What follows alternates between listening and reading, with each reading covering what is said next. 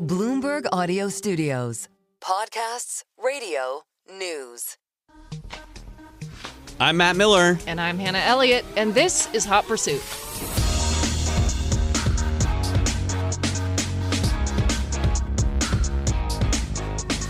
What's going on? How was, were you in Portugal? I was in Portugal. I was in Lisbon, or actually Estoril, outside of Lisbon. You've been there, I'm sure. I've been with to all your travels. Lisbon. Yes. There's that great not track. Estoril. So that track might be my favorite track I've driven. It's so cool. It's really old. Yes. It's like, I don't know, it's kind of short. It's just over 4K around for a lap. It's got all different kinds of twisties. It's got a great straightaway. It's got some elevation changes. Senna drove on that track famously. They used to do MotoGP there, but I don't think they have a GP race there this year. It's a great track, and I drove that Lamborghini Temerario, which is the Huracan replacement. So it's the kind of a Huracan replacement, right? Because it doesn't have I know what you're going to V10. say. I look, it's not that big a deal. It's a great car. It's a turbo V8, over 900 horsepower, hybrid. I'm sure it's amazing, and I definitely want to hear about it. Amazing. But I still take issue with the continuation of like the outification of Lamborghini. Outification? Like, what does that mean? They use these Audi motors, right? This car actually was developed 100% by Lamborghini. They're very proudly, and the Huracan was developed in conjunction with Audi. This car was not. They still build some small components of the powertrain in an Audi factory, but it was developed 1,000% by Lamborghini, and they're very proud of that. I believe that. They say, hey, Audi, can you give us a blueprint of your engine so we'll develop our version of it? No, that I think they would disagree with you, and I would too. It honestly is such a great driving car. It was quite a lot of fun. So 900 horsepower, V8, turbocharged. What else can we say? 0 to 62 in like 2.7 seconds. Top speed of 203 miles an hour. I think I hit about maybe 165. Nice. I mean, that's pretty. Yeah, for me, that's cooking. I'm not someone who like notches in my belt how fast I've gone on what track. That's more of like, more of a bro thing. But But you got to remember like the top casually. speed, right? Yeah, I mean, I do. I'm noting it. And yeah, it was good. It's a little scary though when you're going that fast to look down and verify how fast you're going, right? Because then I look up and I'm like, whoa. Yeah. Not really, but yeah. No, it's. So what does it look like? So it looks. If you ask Mitja Borkert, who is our guest this week and the designer of Lamborghini, he'll say it looks like a shark. And I agree. In the context of Lamborghini, it looks a little bit toned down in a way. The lines are simpler across the top and the sides, but actually it has some really interesting details that I really like. And it's also inspired by sport bikes, which I feel like you will really appreciate, especially the rear end, because the exhaust is set really high. So it's like the back of a, Panigale Ducati. Which makes sense, by the way, because Lamborghini is in Santa Agata, yes, which is Motor basically Valley. A suburb of Bologna. Exactly. And Ducati also is in Borgo Panigale, a suburb of Bologna. So exactly. They're very close. Like if you're visiting one, you should also go to the other. Yeah. I like how it looks. It's very geometric. It has a lot of hexagon elements, including the fog lights at the front, which are rather polarizing. I heard several people I was with were disparaging them. They don't necessarily bother me. The interior cabin is bigger than the Huracan cabin, which is great for people like you and me that will take all the headspace we can get. I was in it in a crash helmet and still had headroom. So it's nice. And the screen inside is minimal. And I did ask Lamborghini about that. Like, what is your take on screens in general? And they are really trying to keep the screenage minimal, which good. I like. Me too. Yes. Yeah. So it doesn't feel like an Audi on the inside. No, it's pure Lamborghini. I mean, it feels like a cockpit. It feels like you're in a jet. There are bigger spaces for like cell phone chargers, which is nice. The cup holders are in like, common sense locations. The door actually opens wider than the Huracan. So my sense is they've really put a lot of thought into making this a usable car, and they made practical adjustments. Still opens like this, right? Yeah, yeah. And not like this. Not suicide doors. No. Or like not gullwing doors. Yes, because with the Aventador or with the higher priced models. It's not the Revuelto. Or the Revuelto, there you go. You have the billionaire doors, but this is mere millionaire doors. This is entry level. Yeah. But that's not a disparaging thing to say. I don't think so either. It's accessible, I guess, as you could say, as a daily driver. I suppose you could say that. Could have said that about the Huracan too. You could. I actually think this is a nice evolution to the Huracan, I would say. It feels more modern. It feels fresh. It's faster. Does it feel brutal? Because I want a Lamborghini to feel No, brutal. it doesn't feel... No. Honestly, it doesn't feel brutal. It feels elegant, and it feels agile and nimble. So weird. Yeah. Strange, right? For a Lamborghini. Yeah, and I asked them about that. Even, something like a Gallardo, which... This car actually, if you see it in white, it kind of there are elements, especially toward the rear, that kind of look like a Gallardo. I asked, I asked Mr. Winkleman, Stefan Winkleman, are you losing some of your brand identity making a car that you guys freely admit is not brutalist? And he gave me a corporate answer, but he basically said no, that, look at the Miura. That is a very elegant looking car. Fair. We do have elements of elegance in our history, and you use a different tool for the job. This is one part of Lamborghini. It's not the totality of Lamborghini. If you want something brutal, go elsewhere within the lineup. They're getting past kind of the era of machismo, right? Yeah. Because Lamborghini for a few decades was about like chest hair, gold chains. I think they're modernizing. This is a car you buy to drive a beautiful woman around, I would say they are increasingly relevant to the modern world. And it's a nice thing. It's still a polarizing vehicle. It's not for everybody, but I like that it has a point of view and it takes a stance. Did they tell you anything about the name? Because traditionally Lamborghinis are named after bulls. Yeah, so Temerario was, of course, a fighting bull from the 1800s, and the name is a Spanish name that basically means like daring or brave. So again, it's following their line of they name everything after a bull. This one is a bull from a long time ago that was daring. It's pretty cool, right? It's cool that they do that. Yeah, I like it. The other interesting thing they told me was how they're dealing with some of the tariffs that are affecting the whole automotive industry. They are raising prices. To a certain degree. For instance, the Urus is going to be 7% more expensive starting this month. The Revuelto will go up 10%. This car, the Temerario, they're adding a 7% increase. How much does it cost? The entry level is about $380,000, and then there's like a lightweight version that's adds basically another $50,000 on top of that. They take more away and charge extra. Yeah. I love it. Well, I mean, at that level, if you're going to spend $380 for a car and then somebody says, why not go all in? Exactly. Yeah, I think the carbon the wheels alone, which are, I think they're carbon rims, I want to say they were like $26,000. That just makes for sense. That. Yeah. A piece. For the set. For the set. That's pretty good. Yeah. Well, yeah. I feel like some Rolls Royce wheels are $25,000 a piece. And really? They're not carbon fiber. Yeah. Wow. They're That just seems very expensive. Wow. All right, cool. Anyway. So, should we toss to the interview or? Yeah. Okay. Yeah. Let's listen to the interview. So let's talk with Mitja. I had a great time talking with him while at the track in Portugal, and he's so well liked. He's been there forever now. He's such an interesting person to talk to. He's German, but he works for an Italian company, so it's nice to see like a dichotomy. Okay, let's listen in.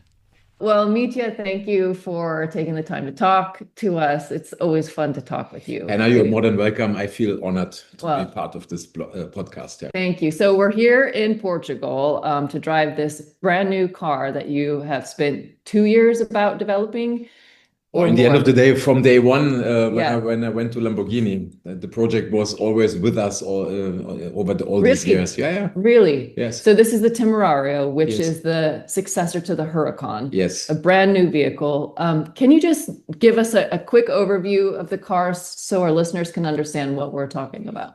Exactly. So it is our new, I would say, the new rebellious sister. In Italy, the cars are female. The new rebellious sister to the Revuelto. The Revuelto is our V12 pinnacle super sports car, and the Temerario is our entry into the world of Lamborghini super sports cars. It's a very compact, very agile car of course, with another stunning Lamborghini design. Let's talk about the design of the car, which of course is what you oversaw.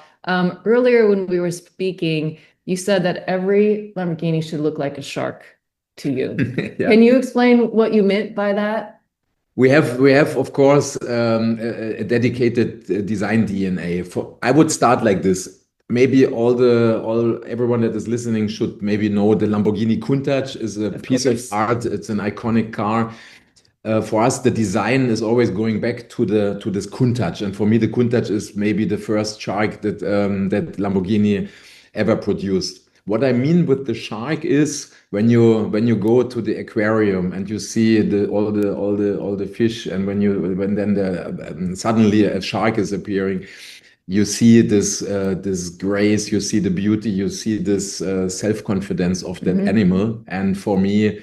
The Temerario especially is having this purism because there on a shark there is the shark nose, there's a very simple shape, there's also very muscular shape in terms of physics on the car, and I see here some similarities for the Temerario. In general, we always play a little bit different music, let's say, also to bring another aspect into it. Didn't take long. Let's take it like this. Every shark is then listening to a different type of music, and like this we are creating then the Urus or the Revuelto or the Temerario or whatever new special car we are about to create. Okay, so what song is the Temerario shark listening to? It is the Temerario is for sure because it's a more younger car for me. It is then maybe kind of like a tech house, maybe something a little bit more upbeat. We took the hexagon as an element around the car. For example, the DRL makes it recognizable. We took the hexagon shape. So the hexagon is the beat in that, in this tech house track, let's say. Okay, so talk to me about the hexagon shape that features prominently throughout the car, and it's a pretty geometric car. I see a lot of triangle lines too. Can you talk about the process behind those shapes? Yes. The hexagon used to be, I mean, for sure, the hexagon is an element that is, I don't know how many hundred thousands of years old, and comes also from biology and so on. But in terms of architecture, design, the hexagon used to be an element strongly used in the 60s. When you look at 60s architecture, the 60s was the time where there was the Concorde, there were hexagonal shapes in general on the cars, also some trapezoid shapes on the cars, and then also in architecture in Los Angeles, for example, there was also very important. There was this repetition of this graphic, the hexagon or of graphical elements used in architecture. And that was exactly the time when Lamborghini started his journey into the super sports cars. So at that time, the designers were using the hexagon as an element also in the cars. So it was first used on the rear mesh of the Miura, but then also very significant on the Lamborghini Marzal. Everyone should Google this car. It's from 1967. Looks like from Back to the Future, but it's 15 years before that. And that car was designed on the outside. There was a hexagon glass door panel, but the inside was full of hexagon. So long story short, the hexagon is an element of optimism of future from the 60s. really profoundly integrated in the design of Lamborghini. If you have a lot of hexagons, you have always the Y-shaped junctions. Yes. So if we cut this, we have also the Y shape. So hexagon and Y shape Yes. is part of our repertoire of shapes. And today used since more than now 20 years also in Lamborghini.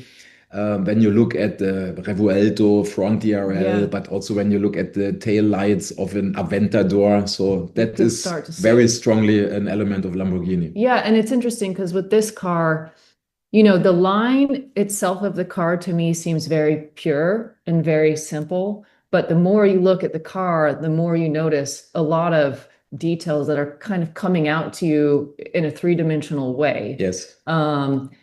And also we talked a lot about how the car is influenced by motorcycle design. Can you talk a little bit about that? Matt's going to be dying that he's missing this part of the conversation. But yeah, tell us more about that. As you can feel, I'm passionate about design. I'm very passionate about Lamborghini. For me, it felt naturally when designing Lamborghinis that when you look at also at the Countach, you see the rear view and you see exposed tires. It was very strong and cool on the Countach. I loved that, and when I start understanding what should be the design DNA in Lamborghini, I found that a very important element. Then, as on a personal level, I like a lot MotoGP. I like motorcycles. Since I was a kid, I really like super sport motorcycles. I like the dynamic of those bikes, the inclination.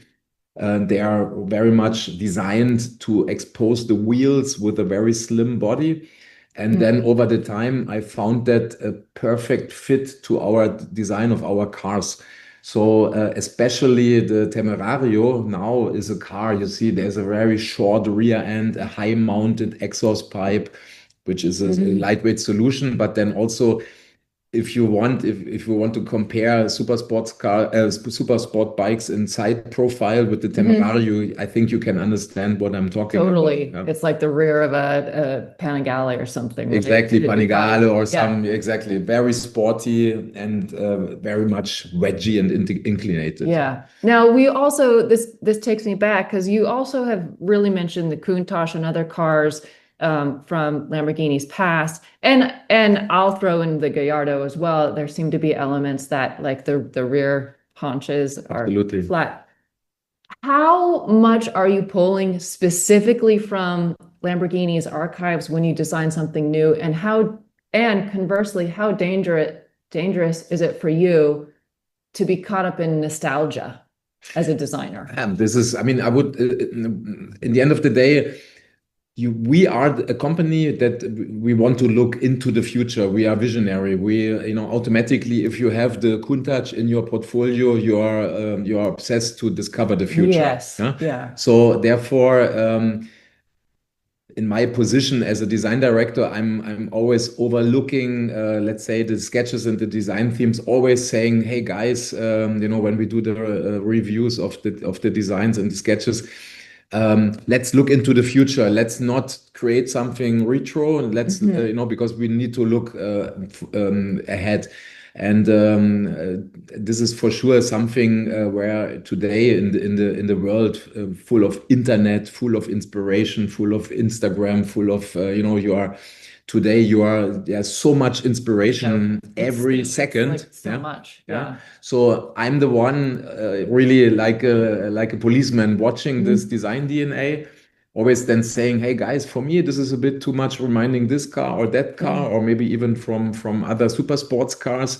So I'm the one always, let's say, throwing the stone into the future. So in the way that we know where we are marching to.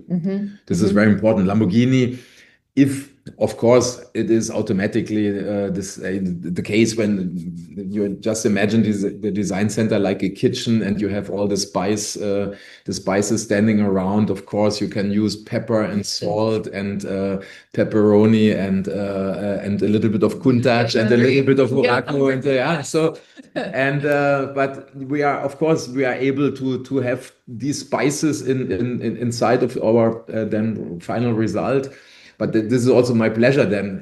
So we create something new and then I leave it totally to the customer, to the experts, to whoever enjoys to look at our cars, whatever fantasy they project into their interpretation of the shapes. Are you very strict about your own intake of social media and other things in terms of limiting what you're exposed to that could affect your focus and your own personal inspiration? Or are you sort of doors wide open, let it all come in?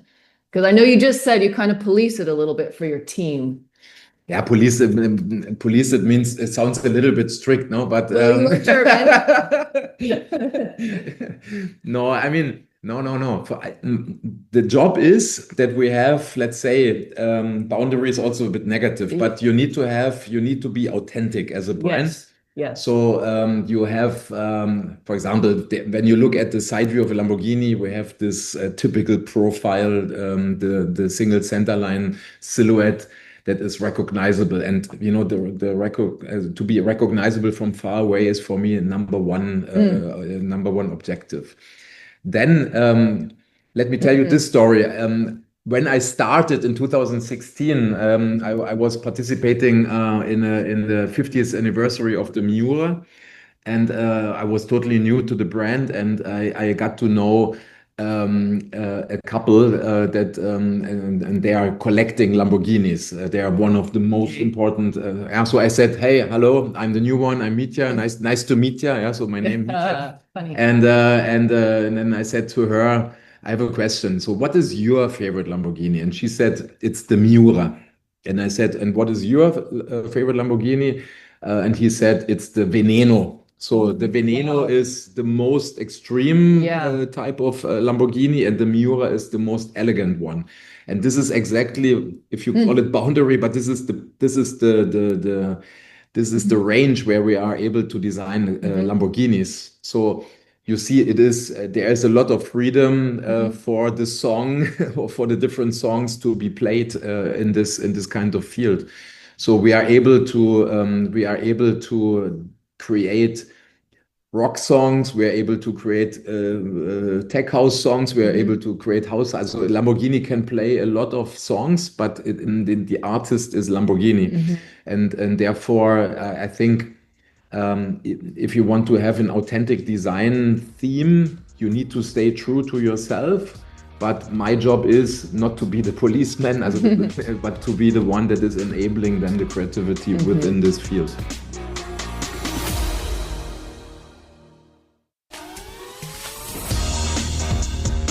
So what are the non-negotiables for Lamborghini when you're talking about a really extreme car like the Veneno or a really elegant or more pure car like the Miura?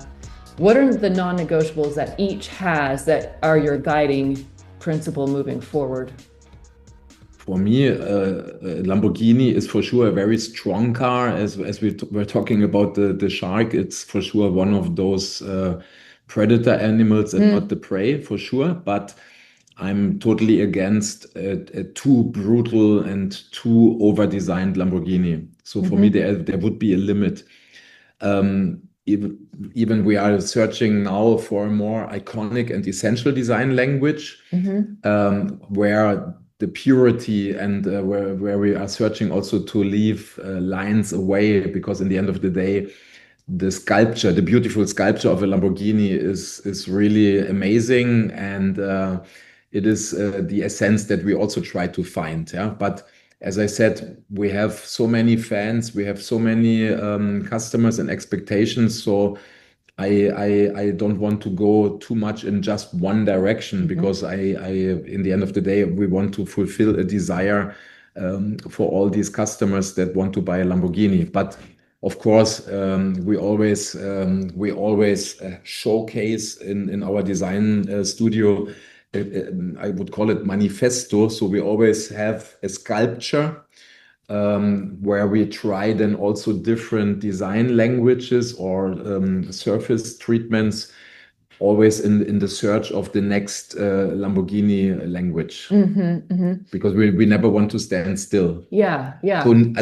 So I don't want to create brutal cars with too many wings. They shouldn't look like those fantasy Hot Wheels cars. Yes. They should look like those beautifully shaped where cars where you have the right stance and the right size of the wheels and where the body is sitting well on the wheels. It sounds like you're describing proportion. Yes, proportion is important. It's Yeah. always anyway essential. Yeah. Proportion is also important for the Temerario because we were speaking before. We are dealing with those projects. In the end of the day, the designer is always living, I don't know, 5, 8, 10 years ahead of the time when Sounds uncomfortable. No, but we're totally here with our hearts. But Yes. at the end of the day, I was dealing with those cars since I'm in Lamborghini 2016. So, and when you work on the bigger one or on the V12 one, automatically you're working at least also in your head or in proportions also on the other car, because everything has to have a holistic approach. Everything has to fit together. Also in this long-term strategy. So proportions are crucial right in the beginning. Does that mean that it could be possible that you have a car in mind that you really want to see created, but the company or the parent group isn't ready for that particular design at that moment, but maybe 10 years later, you still have that car in your head, and 10 years later, all of a sudden, now it feels right, like the right time? Every idea has his moment, I would say. For sure, in a designer's creative mind, there's space for a lot of executions, for a lot of visions, for sure. So, I mean, on one hand, we have the things that we have to finish now, like the products that need to reach the market very soon. And then, of course, constantly, you get inspirations any day, and then you think like, what about this type of Lamborghini, or what about if we leave away the roof on that idea? So you have constantly the things. But therefore, we have a department, or we have the designers also in-house, where we are doing design strategy, where we're doing advanced design, where we are testing the things. Because as a design director, I need to also enable parts of the team to deal with that future. So because in my daily surrounding, for sure, everyone, I mean, I'm surrounded by creative people. I'm surrounded by experts, and everyone is an expert in his field. But most of them, they are living today, and they can maybe imagine what is happening next year. As a designer, you can, of course, you have a stomach feeling what could be necessary in 5 years, in 10 years. And therefore, I need always to create the space that we are able to think about those opportunities. I asked you this earlier, but I'd love to revisit it for the podcast. What era of motorsport are we in right now? How would you describe it from your vantage point? Yeah, I mean, I can look back to the 70s. So I mean, I'm born 74, but in the 70s, there was one Ferrari and one Porsche, and slowly the Countach. It's not very many. Yeah, so 3 cars at the end of the day. Forgive me if I forgot someone else's favorite super sports car. Then in the 80s, I remember there was the Ferrari F40, there was the Countach, the Porsche 959. So, and that kept on going because there have been always this. There was always one car that made this big impact. Yeah. So today, we are living in a world. You go to Goodwood or you go to Pebble Beach to the Monterey Car Week. So in special moments in the year, you are flooded a little bit with super sports cars. Yeah. So today, this is a big market. Where a lot of players are playing. In our case, Lamborghini, I'm quite happy, and here I'm very aware to maintain this. you can have the parking lot full of super sports cars, but if you put a Lamborghini in the center, you will always recognize a Lamborghini because we have that recognizable design DNA. And that's why, like a policeman, we need to keep this recognizable shape of a Lamborghini. So because that makes us standing out. So we are living in this moment. Yeah. Let's see what is happening in the next 10 years. I'm sure this will at the moment will continue, but maybe in the future we will see a little bit more a clearer DNA also of some of the new brands that are now entering the place. Yeah, but I'm a big fan of a clear identity, of a clear design DNA, of a clear recognizability of your product. Yeah, that's interesting because it seems like Lamborghini really hit the mark with the Urus SUV. I mean, that you look at it and it's a Lamborghini, even though it's not a sports car. How were you surprised that that is done so well? And was that a challenge to figure out a way to translate the Lamborghini DNA into something that is an SUV? Urus is a wonderful example that, for sure, there was an incredible teamwork. Urus in terms of in every component, the design, the technology, the way the cars are behaving, the way the DNA of Urus is really a hit. Yeah, so everyone that worked on that car, everyone that decided for this car made something really, really right, for sure. But for sure, a number one hit you cannot plan, I think. No, so the number one hit has also to happen, and again, everyone was doing his best to create the Urus, and now over all these years we have this constant success of this car. So it's a number one hit, but already now since several years. Again, we're talking about music. Yeah, exactly. Yeah, but it is a bit like that. But I guess every artist that had the number one hit will not be able to tell why is it a number one hit. It happened. So. But again, you can work hard for such a success. For us, it's a gift, another gift, because I mean, still, we as a Lamborghini board, or myself as a designer, we travel a lot. We arrive in Japan, we arrive in LA, we arrive in New York, wherever on the planet. We will drive around with an Urus, and it's still turning heads. Yeah, it's about the proportion. Here's also one car that slowly becomes an icon. Yeah, so you cannot design an icon. I cannot sit down and say, now I'm creating an icon. Yeah, but the Urus became an icon over time because of the proportions, because of the right design decisions, and also because we are now doing the right product steps. Starting with the Urus, then the S, Performante. So we are playing also here, I think, the right rhythm. The strategy. Yes, yeah. and strategy. Yeah. Okay, so finally, I just want to talk about your own story, really, and how you would advise people who want to be where you are one day.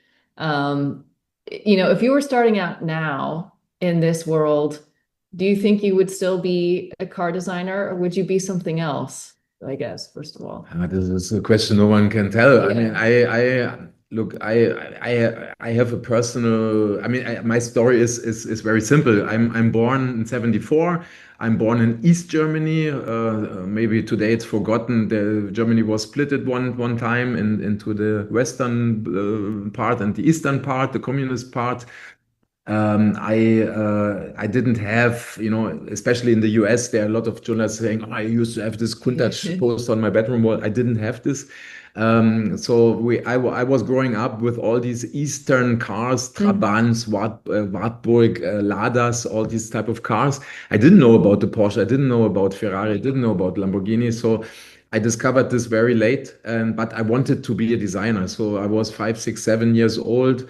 My daddy collected all my sketches of that time, so I sketched motorcycles. I don't know why.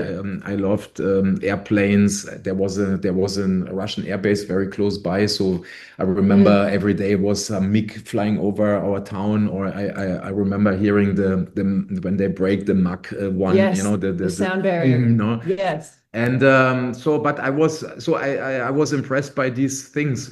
Later on, in 88, 89, I went with my brother to Hungary. Hungary was more liberal country in the Eastern Bloc, where also Western tourists were having holiday in Hungary. So, and there was the moment where I have seen for the first time also the motorcycles. I remember very well the motorcycles, all the Kawasaki's, Suzuki's, Hondas, a little less the Ducatis, I have to say, and I remember the sound of those motorcycles, and I knew that I said, I need such a motorcycle one day. But in the end of the day, the wall came down in East Germany, but then also after that, I remember sometimes classmates were saying, "Yeah, but you want to be designer? Do you think the people wait for you?" That was even more motivating me, I have to say. So I sketched, I developed my own car brand, I informed myself about cars. I was unstoppable. Yeah. So my recommendation would be to anyone that wants to do not design, but in general, what wants to follow his passion. If you feel it in your heart, just do it. Yeah, find out who you are and be that person. So it's a long way. In the end of the day, you don't give up. You will fail. You need to stand up again. You will improve. And I learned over all these years now until today. Every day I'm doing a mistake, and tomorrow I will do something better. In the end of the day, believe in yourself. You need to be for sure disciplined. You need to practice. Even if I'm now 51 years old, I still like sketching, and I don't want to give up on that skill, because it's like, is that an essential skill for someone who wants to be a car designer today? Maybe not, but for sure it is helpful. Yeah, because even still, it's if you meet your boss and you just take a quick piece of paper and you sketch your idea, you will get your idea through. It's not so easy maybe to find the next AI computer. Yeah, but it is for sure, and it's a beautiful skill, because you can. I don't know, for someone that is creative, it is, you sit in the airplane, you take the menu card and you sketch on top of that. So I wouldn't miss it. Sketching is like breathing it's like breathing air into the lungs of a designer. So it in my opinion, yes. But also for a car designer, I'm trying to teach my team the taping. So it is a very manual process as well. Yeah. So of course it's very digital now. A lot of tools, incredible tools today that you can use. Also the design process, how much this developed over the last 20 years. And if I just now imagine with the revolution, now it's revolution time with AI. Yes. Now I would not even say the next 20 years. I'm saying in the next 2 to 5 years, there will be also a big change with the AI influencing creativity. So I have to ask you, I know I said that was my last question, but now that we're on AI, is that a good influence on creativity, or does it have the potential to flatten human creativity? No, I think it's a tool you need to master. Okay. Of course, it will be the revolution, I think, for the entire human being, because in the end of the day, we can maybe decide if we will have Terminator future, or another more positive future. In the end of the day, it is, as always, is an opportunity that needs to be used in a senseful and positive way. Of course, here you can be always scared because the humankind is, of course, having also sometimes very, very, very mean ideas. But in terms of creativity, it's so fantastic, because you can, already we are using it in our design team. You can bring things alive. You have your clay model that is just in one brown color. You take a photo, put it in the system, and you will have, I don't know, immediately like a press image that you can then modify yourself in Photoshop. And this is just one little part of this creativity. So it is for everyone, for the designer, for engineers, it's an unstoppable revolution everyone needs to deal with. Mitja Borkert, thank you so much Thank for you, your Hannah. time. I appreciate it. Thank you. Okay. So there you have it. Was it good? It was it was good. You were really missed, Matt. And I know that you've been gallivanting around Italy. Yes. I was just south of Siena for a week with my family, and we had a fantastic time. We saw Palio, like a mini Palio, because we were too late for the Siena, for the main one. But it was very cool, and we ate a ton of delicious food. And then I sort of sent my wife and kids to Spain. She's from there. Okay, that's relevant information. I mean, she is from to Spain. Visit her family, Yeah. but I can't take off as much time as she can, or rather she... Are they still there now? They're still there because okay. her company also has an office in Valencia. Oh, that so works out well. She continues to work there, and then the grandma watches the kids. Amazing. But anyway, it was great fun. I saw some really cool cars. Oh, I had the worst experience. What? Actually, driving a BMW iX. So we get to Rome, and I had rented an Audi A6, an electric A6. You were thinking station wagon, and they pushed you Exactly. into the iX. They I said, remember listen, this. it's not fully charged. Yes. So first they wanted me to drive the i5, but it was like the i5 E40. So it was like the lower battery version. And I said, no. So they said, okay, we have an iX, which I've driven in the past here a couple of times and had a great experience with. However, at that time, when I was driving it here, I was charging it at my house at night, and I wasn't worried about recharging anywhere. When you're on vacation and you're staying in a place that doesn't have a charger, it's a completely different story, especially in rural Tuscany, right? Yeah. So we were constantly out of charge, and like we'd drive into these small towns to have dinner, and I'd find a little charger that was charging at like 11 kilowatt hours, you know, my goodness. By the time we were done with dinner, we'd gained like 40 miles. Oh no. So no. It was like range anxiety the whole time. Yeah. And then to make matters worse, on the last day, I took it to a supercharger before we drove back to Rome, filled it all the way up to, I think, 350 miles.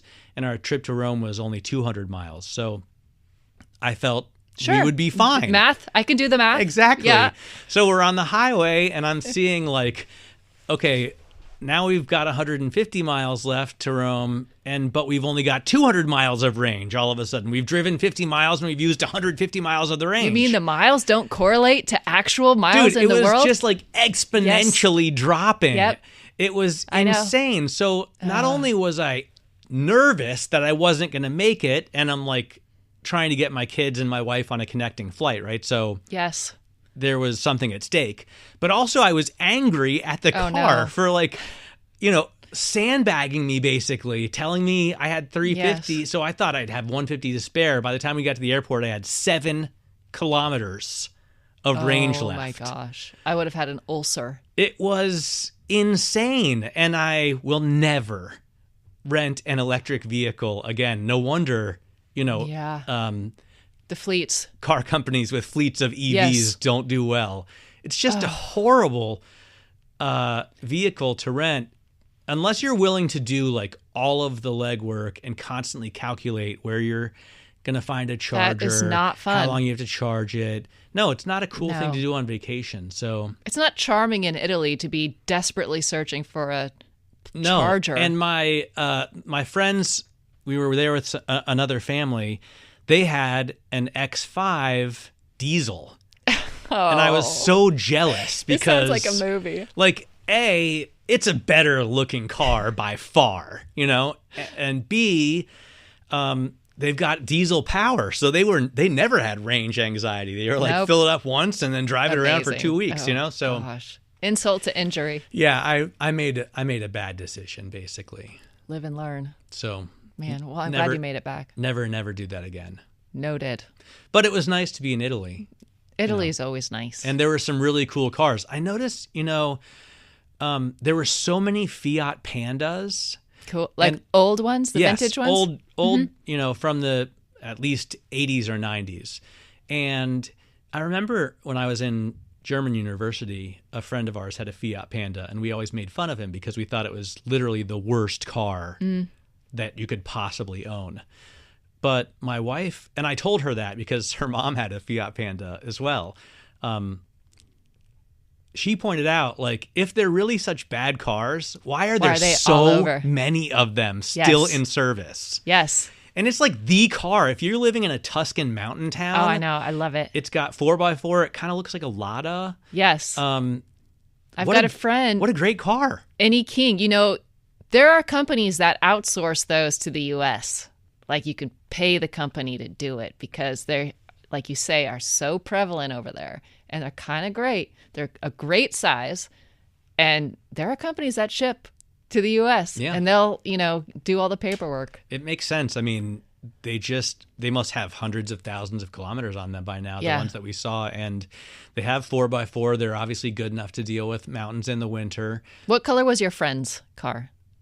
With my friend's Fiat Panda was white, which made it worse, It wasn't like a cool hunter. But he was like the only guy in our fraternity that had a car at school back then. Oh. So we would always use it, Cringingly. Kind of like Cameron's car, in Ferris Bueller's Day Off, but not the Ferrari. That's so cool. Yeah, it was really cool to see all those cars and a lot of Suzuki Jimneys too, which are awesome. Oh, so cool. I mean, I wish we could get those here. I know. Especially the most recent ones that look like baby G's. Every now and then I see one driving around Silver Lake and I'm like, oh, that is so cool. They were $17,000 when they came out. Wow. And it was like 2018, 2019. Wow. When you started seeing that new generation, and that was a Euro price. So 17,000 euros. What a cheap Seems like a lot of car for... Yeah, with a stick. Like, what more do you need? I really would love to have one of those. Anyhow, cool. Yeah, we're glad you're back. I'm glad we're both in the same city. We're both in the same city. Are you here for fish? Are you here because of fish at Forest Hills? No? No one has ever said that sentence to me before. Are you here for fish? No. Are you going to fish? Absolutely. When is that? Tonight. Oh my gosh. And all right. last No, night. I'm not here for fish. I'm here to see you. I'm here to see you. It's great to see you here. I don't need another reason. Yeah. All right, that's all we have for this week. We'll see you back here, same time, same place next week. I'm Matt Miller. And I'm Hannah Elliott, and this is Bloomberg.